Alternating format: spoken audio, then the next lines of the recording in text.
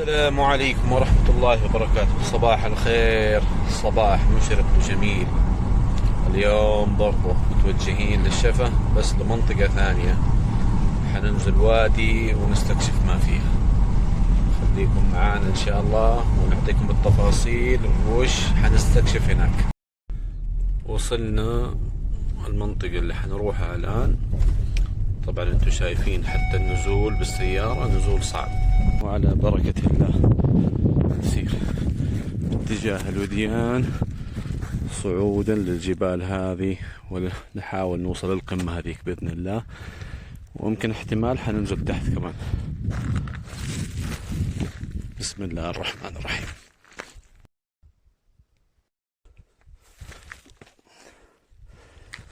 طبعا الرحلات اللي زي كذا لما تنزل الوديان يختفي عليك المعالم والطريق، فلا بد انك تطلع طلوعا تستكشف المنطقة، تحدد مسارك وتنزل، وتحط لك في كل مكان علامة. لا قدر الله إذا ضعت في الوديان يكون عندك علامات تستدل فيها للرجوع. طبعا العلامات يفضل انها تكون علامات لمناطق مرتفعة كرؤوس الجبال. اذا في علامات مميزة مرتفعة عالية تقدر تشوفها تكون افضل. العلامات الارضية اللي تحطها في الوديان غالبا ما تختفي او تضيعها انت بنفسك. فمثلا تحط لك مثلا قمة جبل على شكل معين، تحط لك علامة وتستدل فيها، وهكذا وانت ماشي تحط لك علامات. واهم شيء وقت النزول، وقت هذا اول شيء الواحد يتوكل على الله، ثم ياخذ الاسباب ويكون متأني وحذر جدا حذر. شوفوا سبحان الله، هذه المنطقة برضه فيها موية. شوف الأرض هنا رطبة، ومن هنا بدأ الموية يسيل من تحت الأرض، لكن أعتقد أنها شيء خفيف.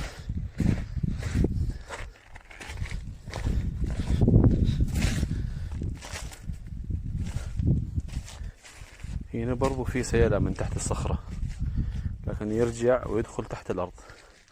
شوف سبحان الله، الموية اللي انقطعت رجعت تطلع مرة ثاني من تحت الصخور هذه. اسمعوا الموية.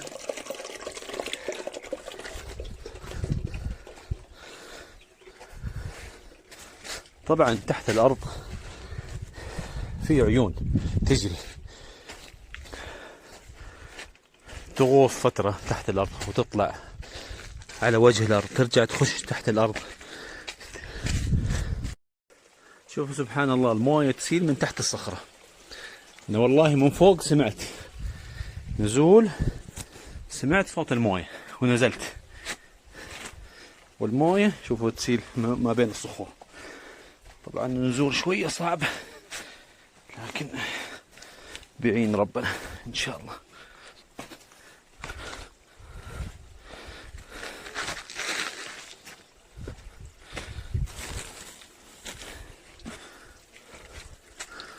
شايفين كيف؟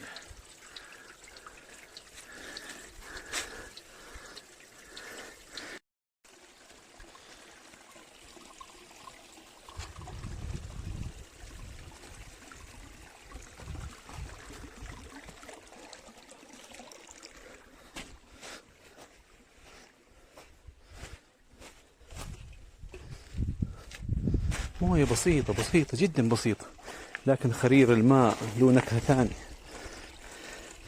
أنا من عشاق الطبيعة. يا سبحان الله على جمال الطبيعة. موية تسيل من هنا وموية تسيل من هنا،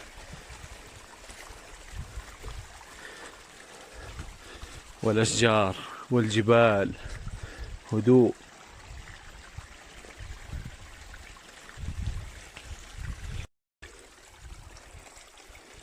طبعا المياه هذه أنا بصورها الآن، ما أدري هل هي طول السنة موجودة أو لا، فأنا أصور في وقتها. الآن استراحة بسيطة قبل ما نكمل مشوارنا. أنا من الساعة 9:30 وأنا في الوديان الآن الساعة 11:30، ساعتين كاملة. نفطر ونجلس شوي نريح ونكمل.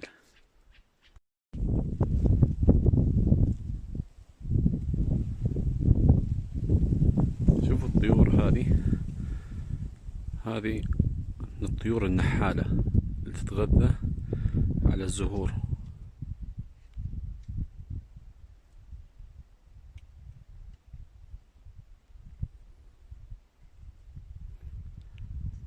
أعتقد التصوير ما هو واضح.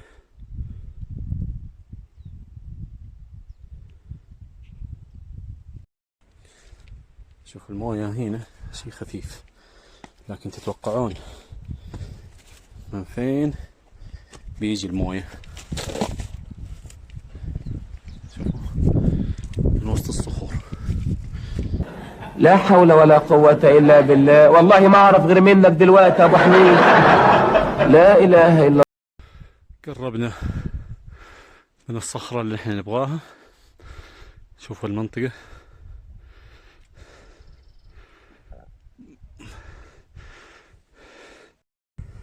أعتقد هذه نوع من أنواع الزعتر، الله أعلم، لكن ريحته فواح. المكان كله ريحة زعتر بري. في موية بتسيل من نفس الجبل، حنحاول نوصل ونشوف هل الموية جامدة ولا خفيفة. وصلنا المنطقة اللي صورتها من تحت، طلعت الظلة ذي كأنها منبع ماء. يلا ما هي مشكلة. شوفوا عشان أوصل للنقطة ذي، شوف فين طلعت.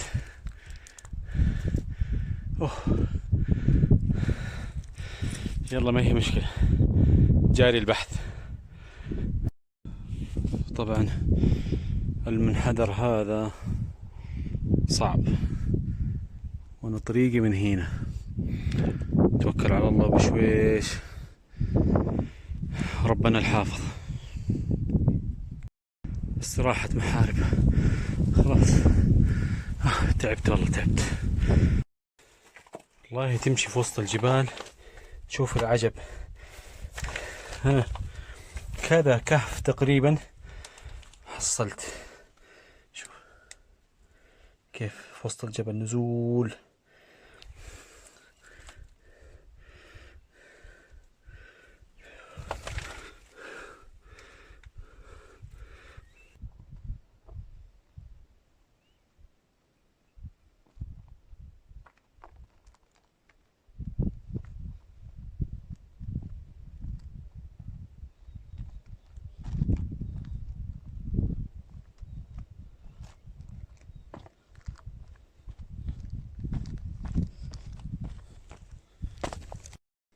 شوفوا الصخرة ذي مجوفة كأنها غرفة.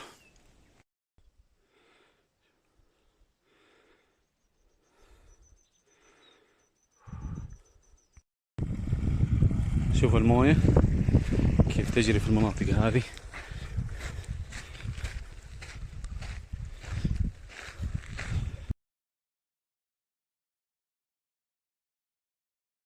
شايفين؟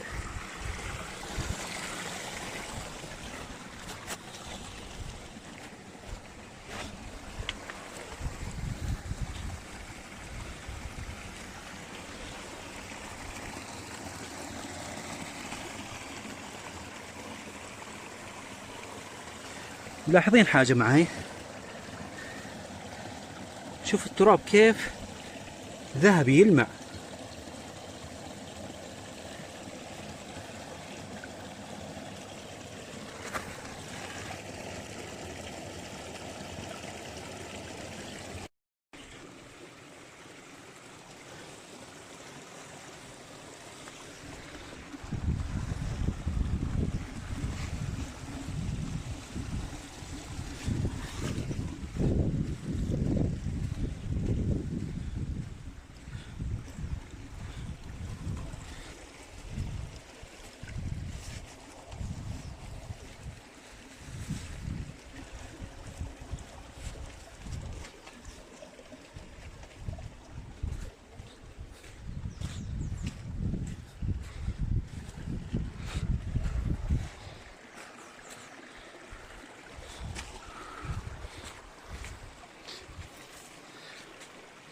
بالله عليكم مين يصدق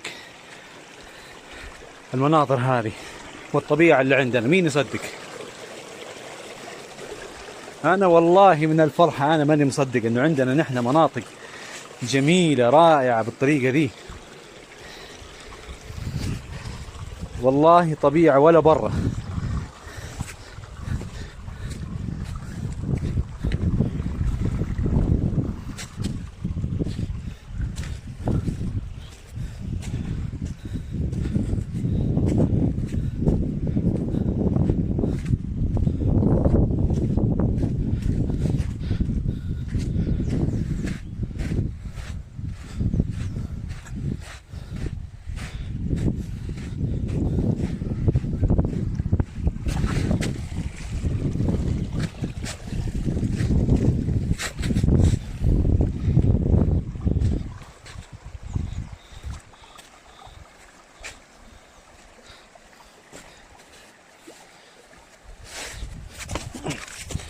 اوه بغيت اطيح لكن الحمد لله الحمد لله.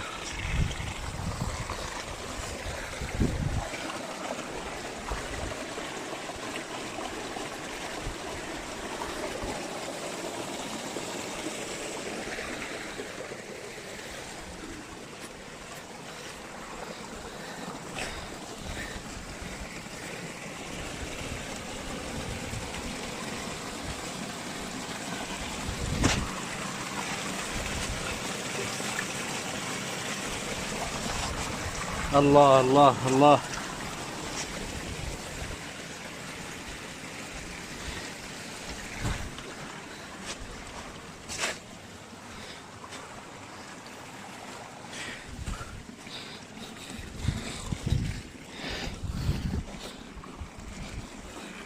شوفوا من هنا المويه كيف تنزل.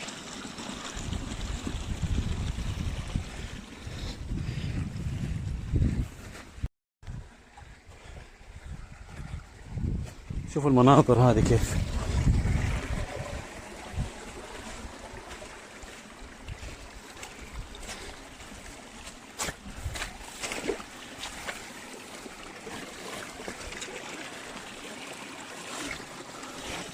والله شيء غريب. شوف كأنه ذهب. اسمعوا خرير الماء.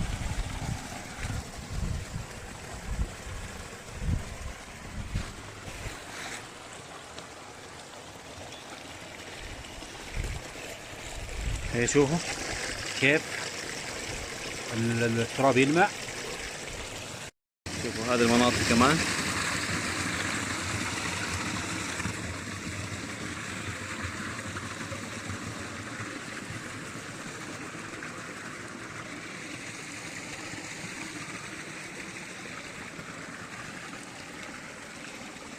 اللمعة لمعة ذهب، لمعة ذهب.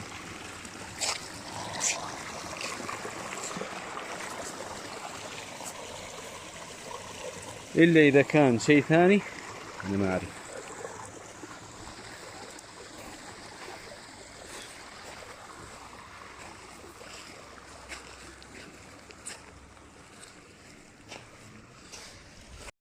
وهنا برضو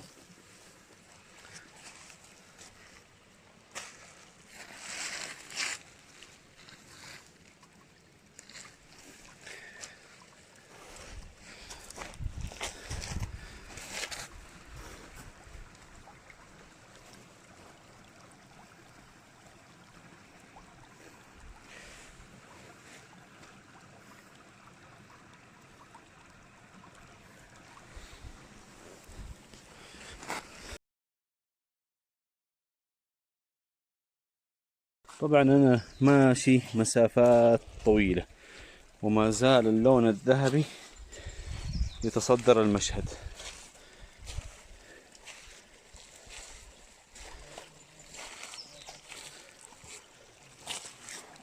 طبعا هي زي التراب، تمسكها كذا يتفتت، تطلع اللمعة في يدك لكن ما تحس بشيء، ما في شيء محسوس.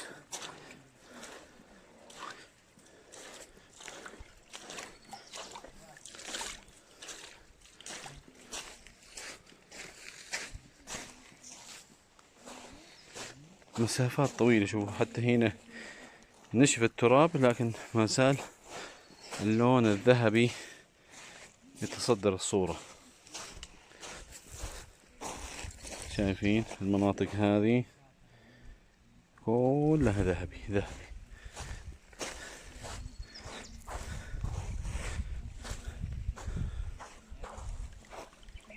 يمكن انعكاس اللون الذهبي باين في المقطع. هذا الانعكاسات هذه كلها من اللون الذهبي هذا. شايفين هنا البقعة الكبيرة هذه.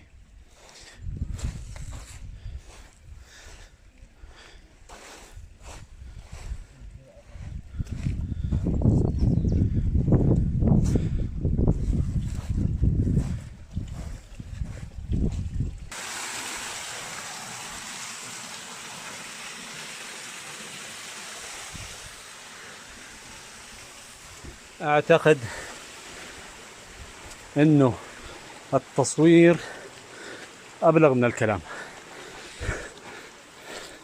مقاطع الفيديو هي بنفسها تحكي. أعتقد أني ما يحتاج بعد كذا أتكلم. والله احترت من كثر ما أصور المناطق الجميلة اللي فيها موية. احترت وما أعرف أنزل لكم إيش ولا أخلي لكم إيش.